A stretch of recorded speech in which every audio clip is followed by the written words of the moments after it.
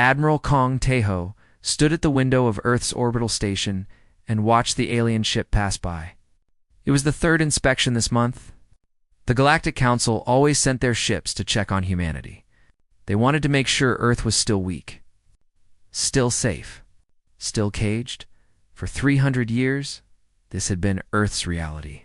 Humanity had joined the Galactic Council long ago, but they were never treated as equals. The Council called Earth a protected species world. It sounded nice.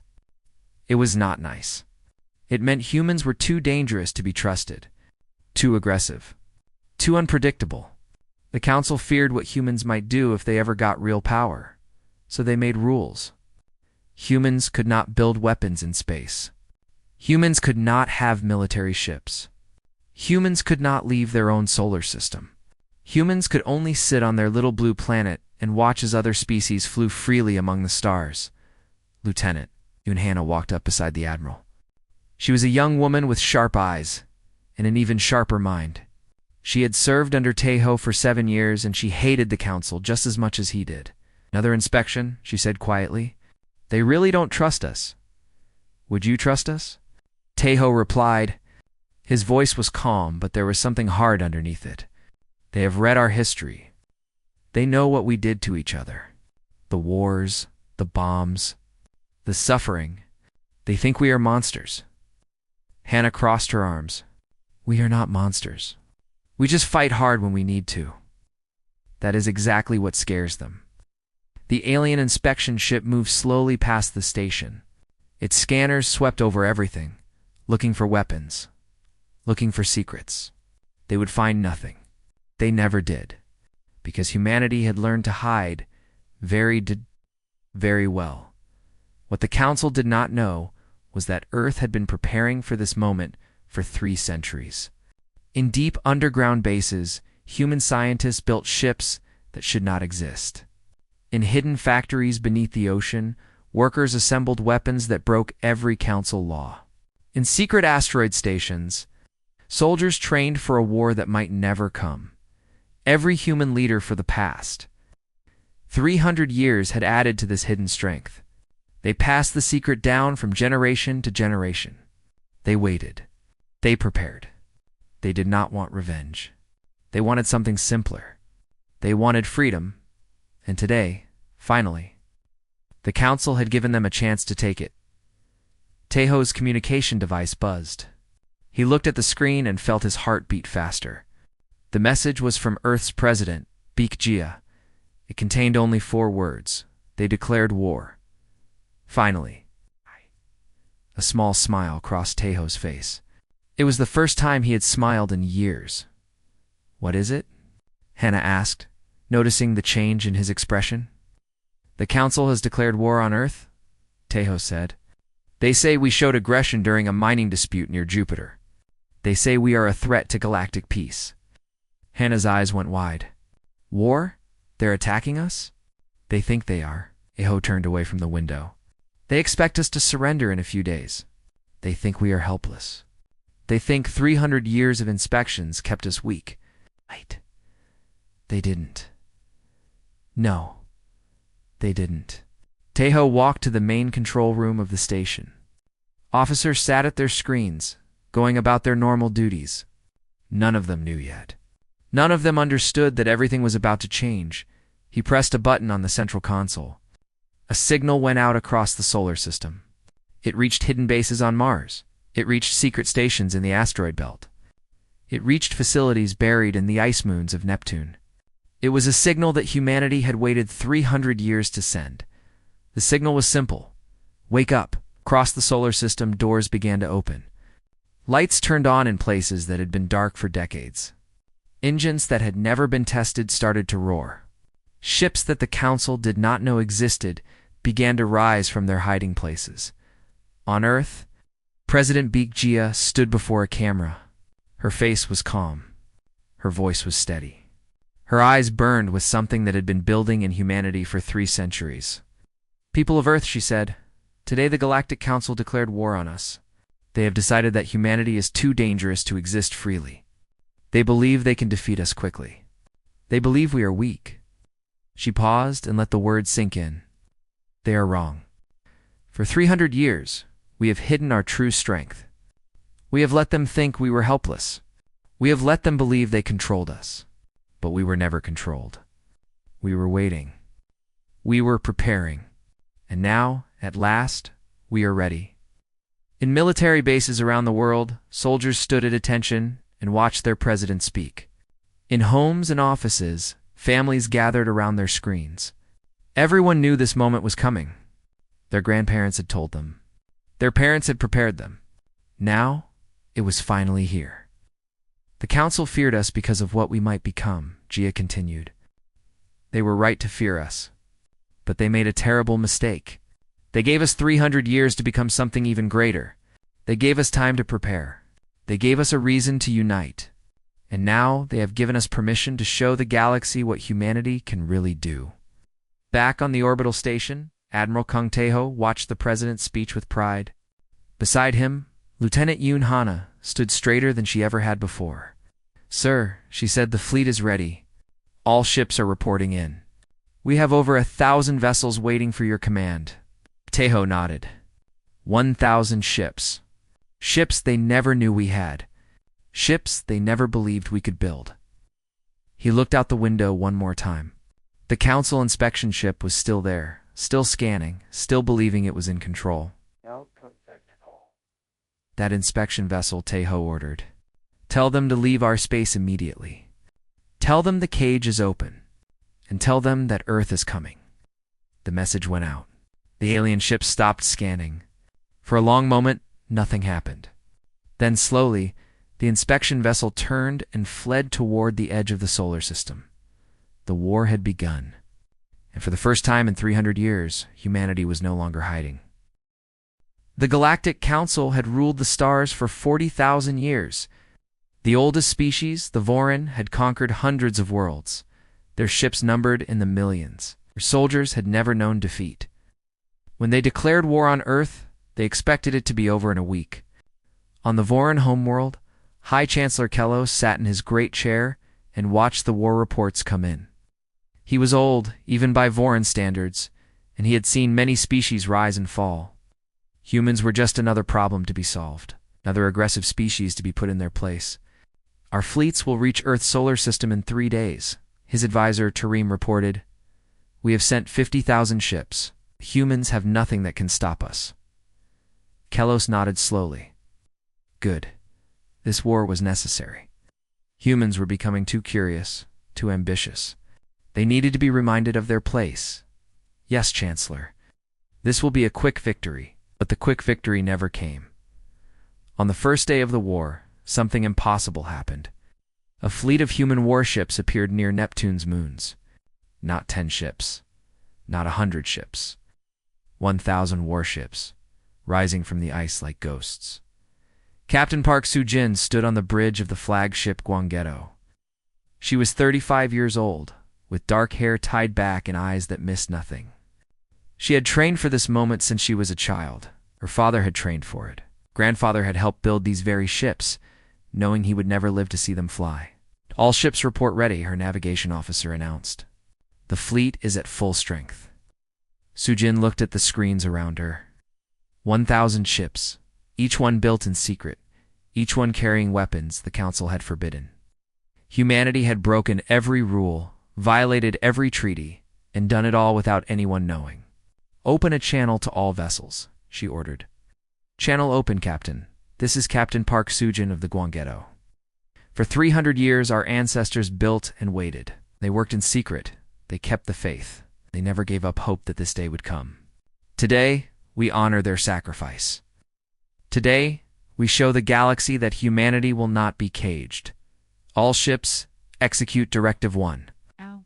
The fleet moved as one. The human ships were fast, much faster than anything the Council had ever seen.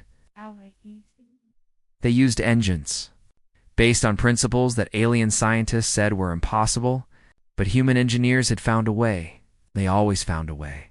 The Council's border stations were the first targets.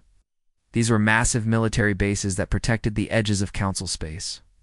Each one had enough firepower to destroy a small moon. The Council believed they were unbeatable. They fell in 6 hours, back on the Vorin homeworld. Chancellor Kellos received the news with disbelief, read the reports 3 times, certain there had been some mistake. "This cannot be correct," he said. "The humans have no fleet. We inspected them for 300 years. We watched their every move." Torium's hands were shaking as he handed over more data. "Chancellor, the reports are accurate. The humans have ships we have never seen before. Their weapons are unlike anything in our records. They move faster than our tracking systems can follow." "How is this possible? Where did these ships come from? We do not know. They appear to have been hidden in the outer parts of their solar system. Hidden for centuries." Kellos felt something he had not felt in a very long time. Fear. Real fear. They tricked us. For 300 years, they made us believe they were weak. We believed them. "What do we do now, Chancellor?" Kellos stood from his chair. His old bones ached, but his mind was sharp. "Send everything. Every ship, every soldier, every weapon we have. We outnumber them 50 to 1. Numbers will win this war." But numbers were not winning the war. On Earth, President Gia watched the battle reports with her military council. The news was better than anyone had hoped. The council was in chaos. Their commanders did not understand what they were facing. "Our ships are faster than theirs," Admiral Kong Taeho explained, pointing to a holographic map. "Our weapons are more accurate. And our soldiers fight differently than they expect." "Differently how?" Gia asked. "The council species fight by rules. They have formations, patterns, predictable movements. Our captains think for themselves. They adapt. They improvise. The enemy does not know how to respond." Commander Ru Yun, the fleet's logistics officer, stepped forward. She was a quiet woman who rarely spoke, but when she did, everyone listened. "We cannot win through force alone. We are still outnumbered, but we do not need to destroy their fleet. We only need to break their will to fight." Gia nodded, explained. "The council is made of 12 species. They've been allies for thousands of years, but they are not truly united. Some species joined by choice. Others were conquered. If we show them that the council can be defeated, some may choose a different path." It was a risky plan. But humanity had been taking risks since the first human looked at the stars and dreamed of reaching them, Captain. Park Soo-jin received her new orders the next day. She was to take her fleet deep into council territory. Not to conquer, not to destroy, but to show everyone watching that the mighty Galactic Council could bleed. "We are not here to win a war," she told her crew. "We're here to start a revolution." The Gwanggaeto and its sister ships jumped into enemy space. They struck military bases and disappeared before reinforcements could arrive. They freed prisoner transport ships and broadcast the footage across council channels. They showed the galaxy that humans were not monsters. They were liberators. Within a month, the council's outer territories were in chaos. Species that had been conquered long ago began to question their masters. Whispers spread from world to world. "The humans are coming. The humans cannot be stopped. The humans are setting everyone free." On the Vorin homeworld, Chancellor Kellos watched his empire begin to crack. For the first time in 40,000 years, the Vorin were losing, and he had no idea how to stop it. He called an emergency meeting of the council. 12 species gathered to discuss the human problem, but they were no longer united. Fear had divided them. Some wanted to surrender. Others wanted to fight harder. Some quietly were already reaching out to Earth. The sleeping giant had awakened, and the galaxy would never be the same again. 3 months into the war, the Galactic Council still outnumbered humanity 50 to 1. By every logical calculation, Earth should have been destroyed. The Council had more ships, more soldiers, more resources, and more experience. They had conquered hundreds of species, across thousands of years. But humans did not fight by logic. General Shin Haeon stood in the command center of a captured space station. Watching his soldiers prepare for the next battle, he was 52 years old, with gray hair and a face marked by years of training and discipline. But his eyes were young, full of a fire that burned brighter every day. The council commanders called him a madman. His tactics made no sense to them. He attacked when he should have retreated. He retreated when he should have attacked. He split his forces when military wisdom said to stay together. He fought in ways that broke every rule of galactic warfare, and he kept winning. General, his communications officer called out, "The enemy fleet is approaching Nexus Station. They have 300 ships. We have 40. You nodded calmly. Good. Tell our ships to scatter. Make them chase us. And prepare the broadcast." The broadcast? Sir? It's time to remind them what they're fighting. The Battle of Nexus Station became legendary, not because of how many ships were destroyed, but because of what happened to the enemy soldiers who survived, as high-end small fleet danced around the larger Council force. Earth's Psychological Warfare Division went to work. Dr. Onari led this division from a hidden ship at the edge of the battle. She was a small woman with gentle features, but her mind was a weapon more powerful than any gun. "Begin transmission," she ordered. Across the Council fleet, screens flickered. Videos began playing on every channel. The Council soldiers saw humans getting injured in battle and continuing to fight. They saw humans with broken bones still charging forward. They saw humans laughing while bleeding. They saw humans survive damage that would kill any other species 5 times over. One video showed a human marine with a metal rod through his shoulder, still firing his weapon and shouting at his enemies. Another showed a pilot whose ship was falling apart, steering it directly into an enemy vessel while singing a song from Earth. The Council soldiers watched in horror. What are these creatures? One alien captain whispered. The answer came from a human prisoner they had captured earlier that day. Sergeant Kim Day sat in an interrogation room on the Council flagship, surrounded by alien officers trying to make him talk. "Tell us your fleet positions," the lead interrogator demanded.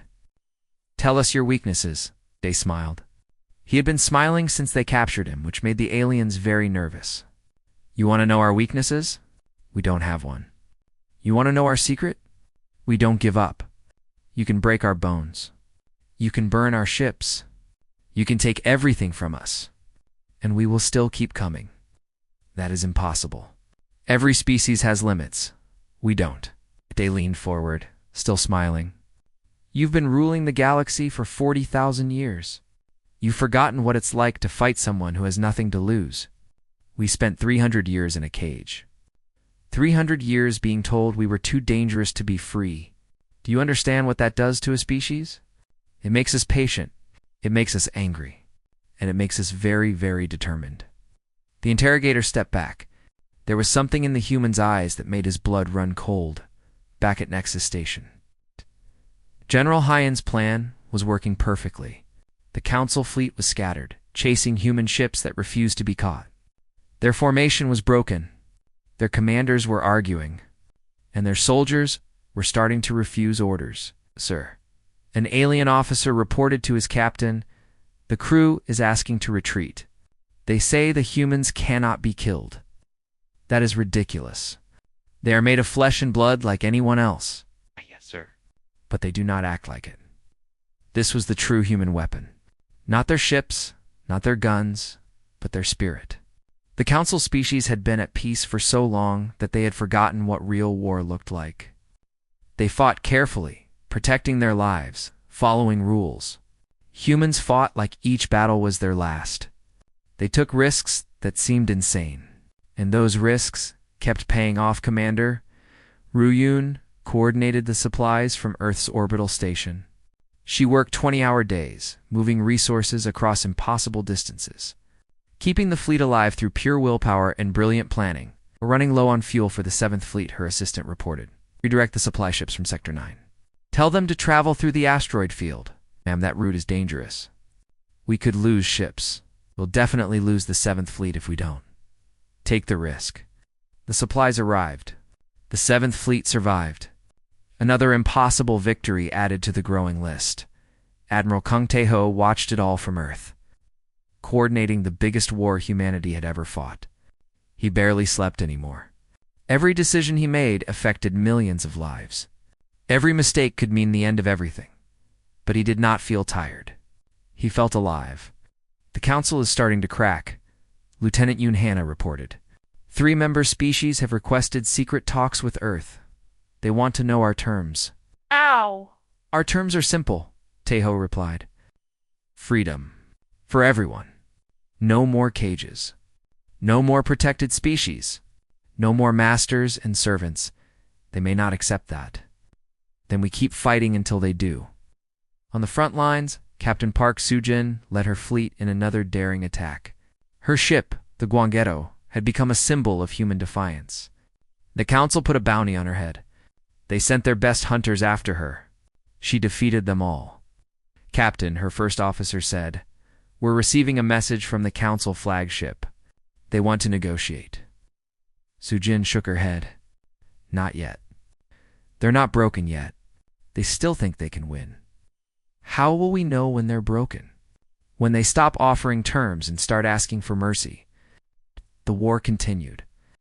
Every day, humanity surprised the galaxy. Every day, the council grew weaker.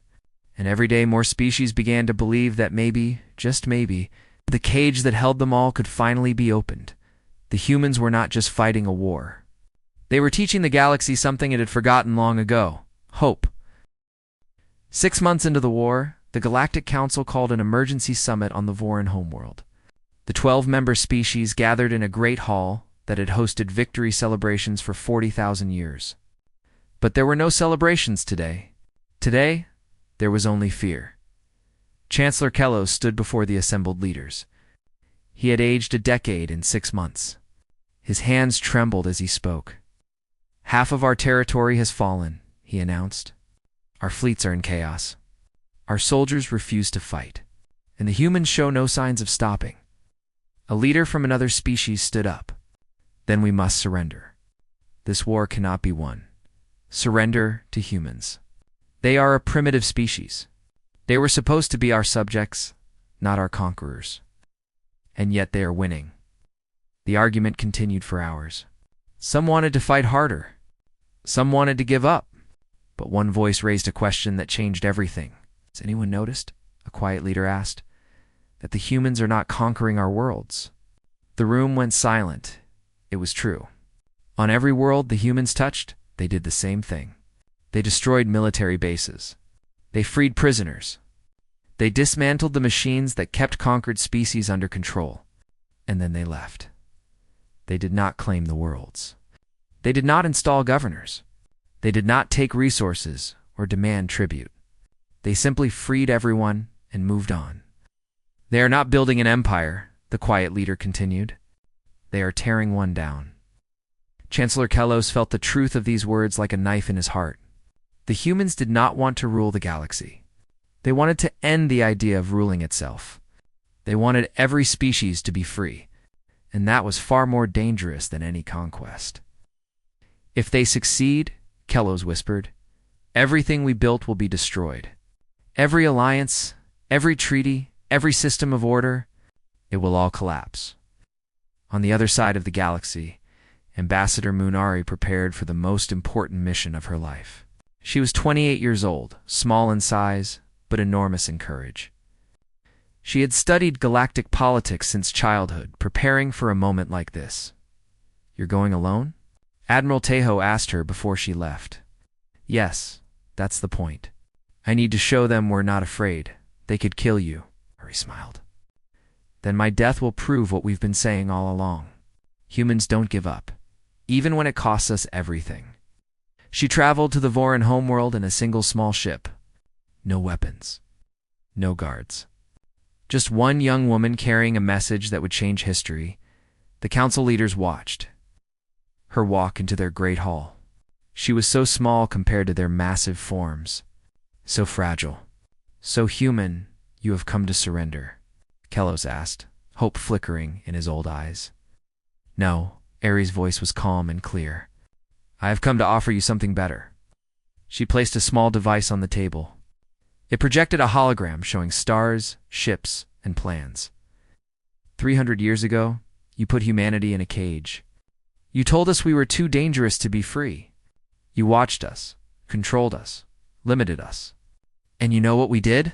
We used that time to become better. Not just stronger, but wiser. We learned patience. We learned to think before we act. We learned that true power is not about conquest. It is about choice. The council leaders listened in silence. You declared war on us, Ari continued, because you were afraid of what we might become. Well, congratulations. Your fear created exactly what you were trying to prevent. You made us into the force that would challenge everything you built. She pressed a button on the device. The hologram changed to show technical drawings, blueprints, formulas. This contains everything. Our engine designs, our weapons technology, our medical advances, our agricultural systems, all of it free for any species that wants it. Carlos could not believe what he was hearing. You are giving away your advantage? Why? Because it was never about advantage. Ari looked around the room at all the alien faces staring at her. You have spent 40,000 years building an empire based on fear. You conquered species and told them they needed you.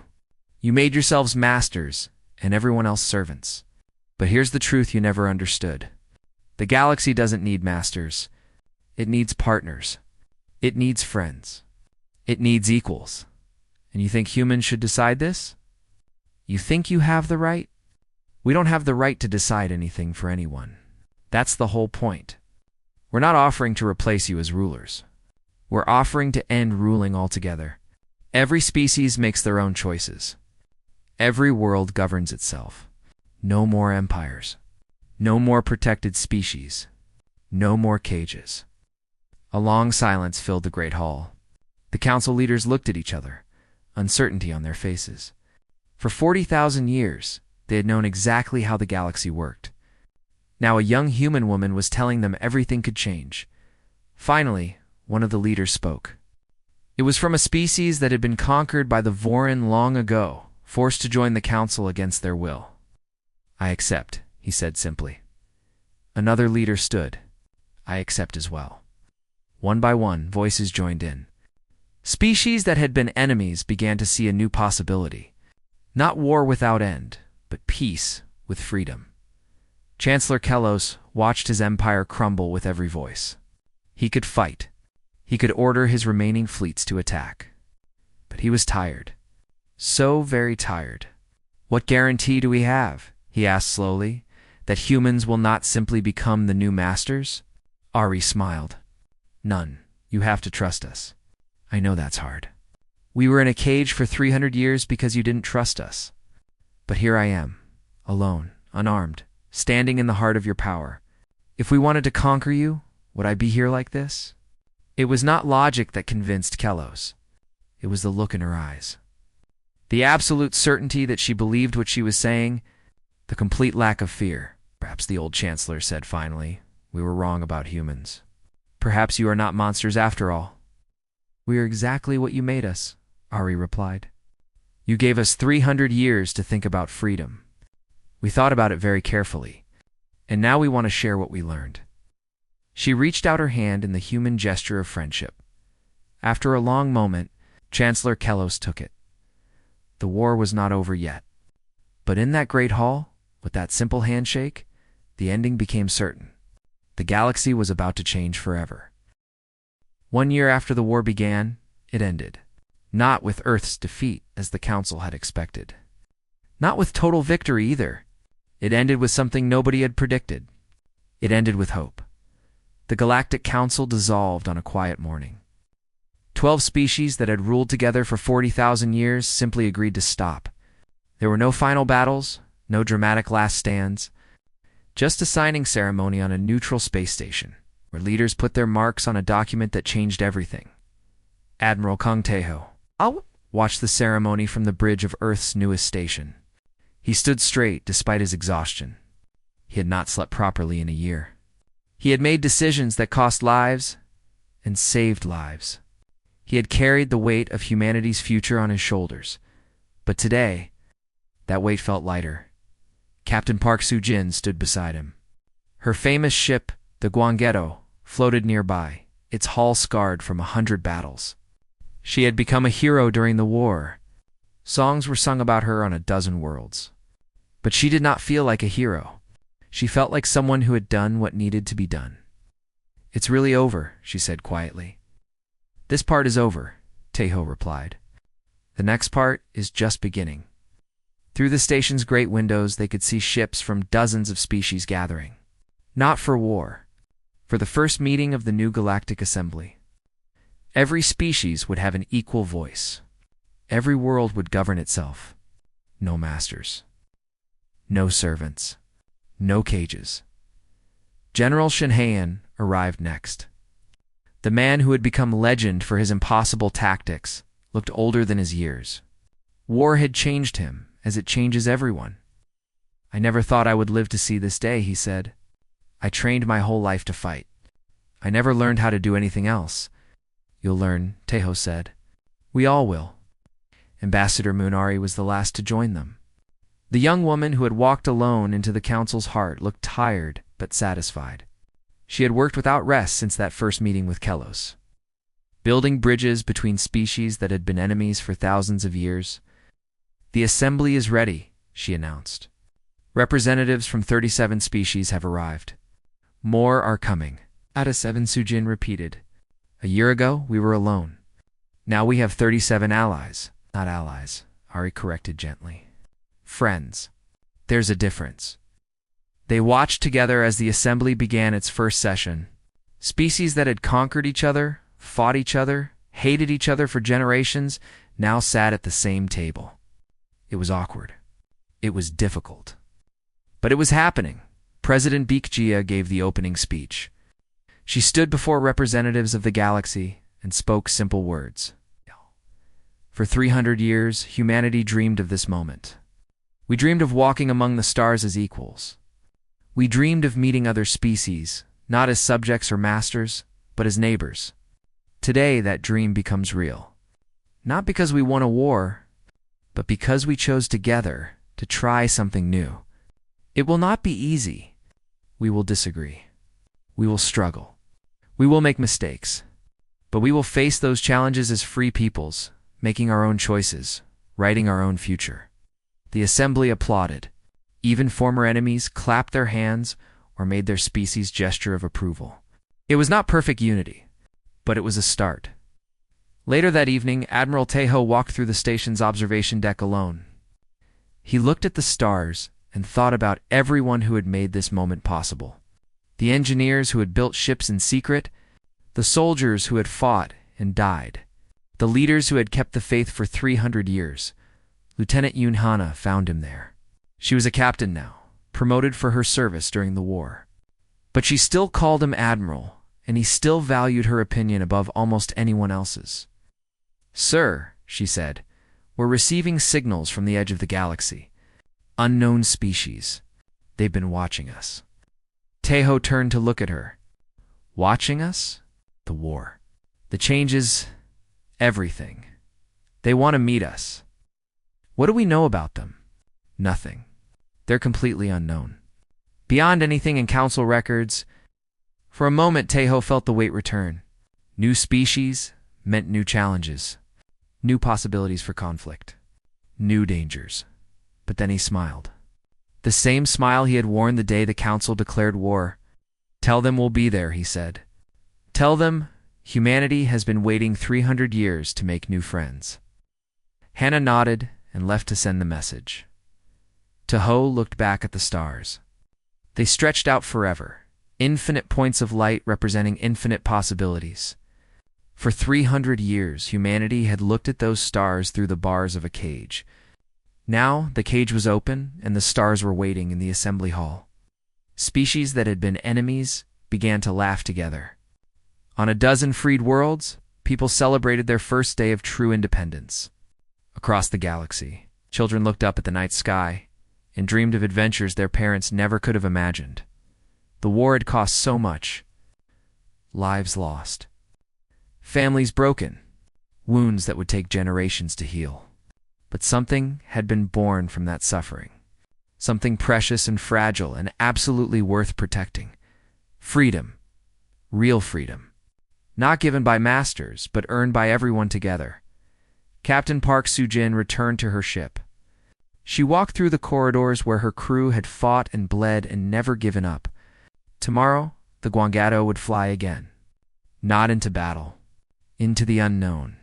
To meet new species, to explore new worlds, to carry humanity's message to the farthest reaches of the galaxy, General Shin Haeon began writing.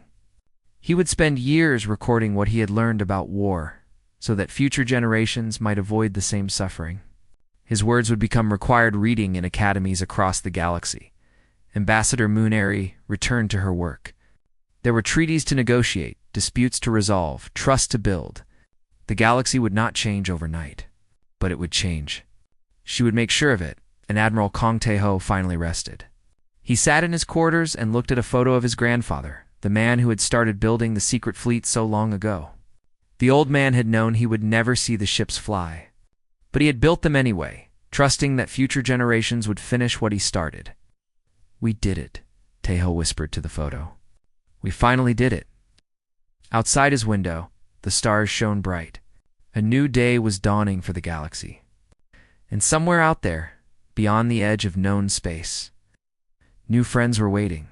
The cage was open, the stars were calling, and humanity was finally free to answer.